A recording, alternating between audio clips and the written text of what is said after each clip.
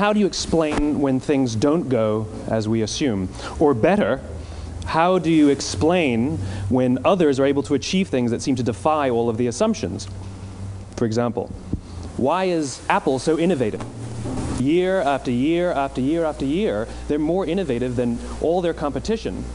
And yet, they're just a computer company. They're just like everyone else. They have the same access to the same talent, the same agencies, the same consultants, the same media. Then why is it that they seem to have something different? Why is it that Martin Luther King led the civil rights movement? He wasn't the only man who suffered in a pre-civil rights America, and he certainly wasn't the only great orator of the day. Why him? And why is it that the Wright brothers were able to figure out controlled powered manned flight when there were certainly other teams who were better qualified, better funded, and they didn't achieve powered manned flight, and the Wright brothers beat them to it? There's something else at play here. About 3.5 years ago, I made a discovery, and this discovery profoundly changed my view on how I thought the world worked, and it even profoundly changed the way in which I operate in it. As it turns out, there's a pattern. As it turns out, all the great and inspiring leaders and organizations in the world, whether it's Apple or Martin Luther King or the Wright brothers, they all think, act, and communicate the exact same way, and it's the complete opposite to everyone else. All I did was codify it. And it's probably the world's simplest idea. I call it the golden circle.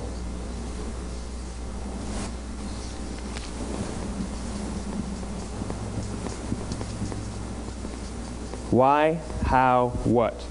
This little idea explains why some organizations and some leaders are able to inspire where others aren't. Let me define the terms really quickly. Every single person, every single organization on the planet knows what they do, 100%. Some know how they do it, whether you call it your differentiating value proposition or your proprietary process or your USP. But very, very few people or organizations know why they do what they do. And by why, I don't mean to make a profit. That's a result. It's always a result. By why, I mean what's your purpose? What's your cause? What's your belief? Why does your organization exist? Why do you get out of bed in the morning? And why should anyone care? Well, as a result, the way we think, the way we act, the way we communicate is from the outside in. It's obvious. We go from the clearest thing to the fuzziest thing. But the inspired leaders and the inspired organizations, regardless of their size, regardless of their industry, all think, act, and communicate from the inside out. Let me give you an example. I use Apple because they're easy to understand and everybody gets it. If Apple were like everyone else, a marketing message from them might sound like this. We make great computers. They're beautifully designed, simple to use, and user-friendly. Want to buy one? Meh. And that's how most of us communicate. That's how most marketing is done, that's how most sales is done, and that's how most of us communicate interpersonally. We say what we do, we say how we're different or how we're better, and we expect some sort of behavior, a purchase, a vote, something like that. Here's our new law firm. We have the best lawyers with the biggest clients. We have, we always perform for our clients, do business with us. Here's our new car. It gets great gas mileage. It has, leather seats. Buy our car. But it's uninspiring. Here's how Apple actually communicates. Everything we do, we believe in challenging the status quo. We believe in thinking differently. The way we challenge the status quo is by making our products beautifully designed, simple to use, and user-friendly. We just happen to make great computers. Want to buy one? Totally different, right? You're ready to buy a computer from me. All I did was reverse the order of the information. What it proves to us is that people don't buy what you do, people buy why you do it. People don't buy what you do, they buy why you do it. This explains why every single person in this room is perfectly comfortable buying a computer from Apple. But we're also perfectly comfortable buying an MP3 player from Apple, or a phone from Apple, or a DVR from Apple. But as I said before, Apple's just a computer company. There's nothing that distinguishes them structurally from any of their competitors. Their competitors are all equally qualified to make all of these products. In fact, they tried. A few years ago, Gateway came out with flat-screen TVs. They're eminently qualified to make flat-screen TVs. They've been making flat-screen monitors for years. Nobody bought one.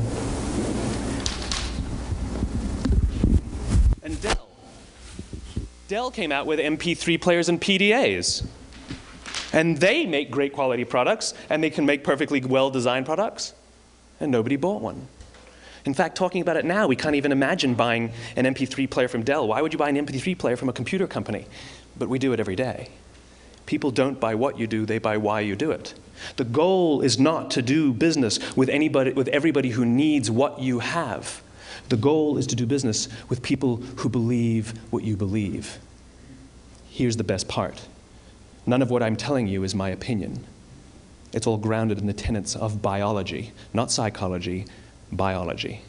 If you look at a cross-section of the human brain, looking from the top down, what you see is the human brain is actually broken into three major components that correlate perfectly with the golden circle. Our newest brain, our Homo sapien brain, our neocortex, corresponds with the what level. The neocortex is responsible for all of our rational and analytical thought and language. The middle two sections make up our limbic brains, and our limbic brains are responsible for all of our feelings, like trust and loyalty. It's also responsible for all human behavior, all decision-making, and it has no capacity for language. In other words, when we communicate from the outside in, yes, people can understand vast amounts of complicated information like features and benefits and facts and figures. It just doesn't drive behavior. When we communicate from the inside out, we're talking directly to the part of the brain that controls behavior, and then we allow people to rationalize it with the tangible things we say and do.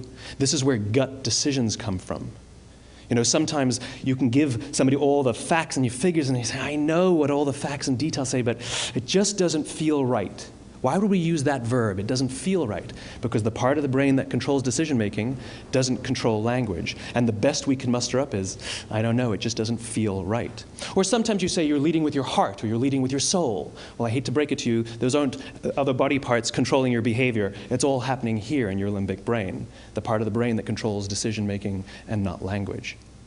But if you don't know why you do what you do, and people respond to why you do what you do, then how will you ever get people to vote for you or buy something from you, or more importantly, be loyal and want to be a part of what it is that you do? Again, the goal is not just to sell people who need what you have. The goal is to sell to people who believe what you believe. The goal is not just to hire people who need a job. It's to hire people who believe what you believe. I always say that, you know, there's, if you hire people just because they can do a job, they'll work for your money. But if you hire people who believe what you believe, they work for you with blood and sweat and tears. And nowhere else is there a better example of this than with the Wright brothers. Most people don't know about Samuel Pierpont Langley. And back in the early 20th century, the pursuit of powered man flight was like the dot-com of the day. Everybody was trying it. And Samuel Pierpont Langley had what we assume to be the recipe for success. I mean, even now, you ask people, why did your product or why did your company fail? And people always give you the same permutation of the same three things. Undercapitalized, the wrong people, bad market conditions. It's always the same three things. So let's explore that. Samuel Pierpont Langley was given $50,000 by the War Department to figure out this flying machine. Money was no problem. He held a seat at Harvard and worked at the Smithsonian and was extremely well connected. He knew all the big minds of the day. He hired the best minds money could find, and the market conditions were fantastic. The New York Times followed him around everywhere, and everyone was rooting for Langley. And how come we've never heard of Samuel Pierpont Langley? A few hundred miles away in Dayton, Ohio, Orville and Wilbur Wright. They had none of what we consider to be the recipe for success. They had no money. They paid for their dream with the proceeds from their bicycle shop. Not a single person on the Wright brothers' team had a college education, not even Orville or Wilbur. And the New York Times followed them around nowhere. The difference was Orville and Wilbur were driven by a cause, by a purpose, by a belief. They believed that if they could figure out this flying machine, it'll change the course of the world. Samuel Pierpont Langley was different. He wanted to be rich, and he wanted to be famous. He was in pursuit of the result. He was in pursuit of the riches. And lo and behold, look what happened. The people who believed in the Wright brothers' dream worked with them with blood and sweat and tears. The others just worked for the paycheck. And they tell stories of how every time the Wright brothers went out, they would have to take 5 sets of parts because that's how many times they would crash before they came in for supper. And eventually, on December 17th, 1903, the Wright brothers took flight. And no one was there to even experience it. We found out about it a few days later. And further proof that Langley was motivated by the wrong thing, the day the Wright brothers took flight, he quit. He could have said, "That's an amazing discovery, guys, and I will improve upon your technology." But he didn't.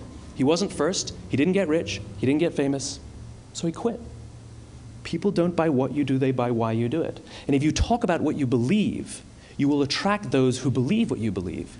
Well, why is it important to attract those who believe what you believe? Something called the law of diffusion of innovation. And if you don't know the law, you definitely know the terminology. The first 2.5% of our population are our innovators. The next 13.5% of our population are our early adopters. The next 34% are your early majority, your late majority, and your laggards. The only reason these people buy touch-tone phones is because you can't buy rotary phones anymore. We all sit at various places at various times on the scale, but what the law of diffusion of innovation tells us is that if you want mass market success or mass market acceptance of an idea, you cannot have it until you achieve this tipping point between 15 and 18% market penetration, and then the system tips. And I love asking businesses, what's your conversion on new business? And they love to tell you, oh, it's about 10% proudly. Well, you can trip over 10% of the customers. We all have about 10% who just get it. That's how we describe them, right? That's like that gut feeling, oh, they just get it. The problem is, how do you find the ones that just get it before you're doing business with them versus the ones who don't get it? So it's this here, this little gap, that you have to close, as Geoffrey Moore calls it, crossing the chasm.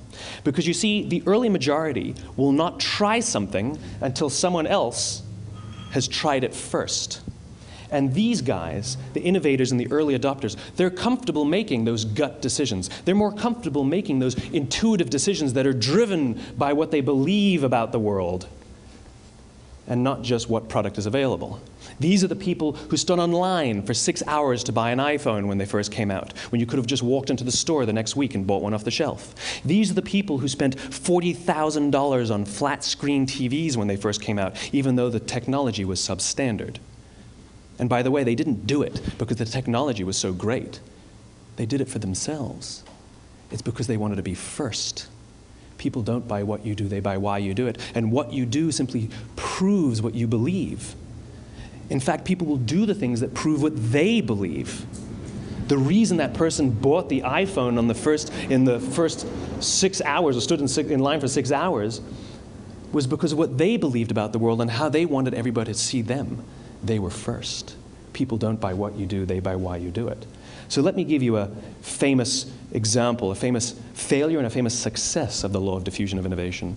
First, the famous failure. It's a commercial example.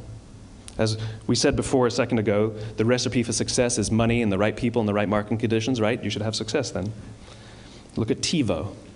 From the time TiVo came out about 8 or 9 years ago to this current day, they are the single highest quality product on the market. Hands down, there is no dispute.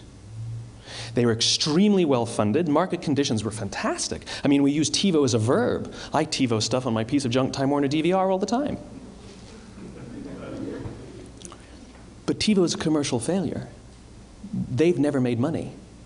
And when they went IPO, their stock was at about $30 or $40 and then plummeted, and it's never traded above 10. In fact, I don't think it's even traded above 6, except for a couple of little spikes. Because you see, when TiVo launched their product, they told us all what they had. They said, we have a product that pauses live TV, skips commercials, rewinds live TV, and memorizes your viewing habits without you even asking. And the cynical majority said, we don't believe you, we don't need it, we don't like it, you're scaring us. What if they had said, if you're the kind of person who likes to have total control over every aspect of your life, boy, do we have a product for you. It pauses live TV, skips commercials, memorizes your viewing habits, etc., etc.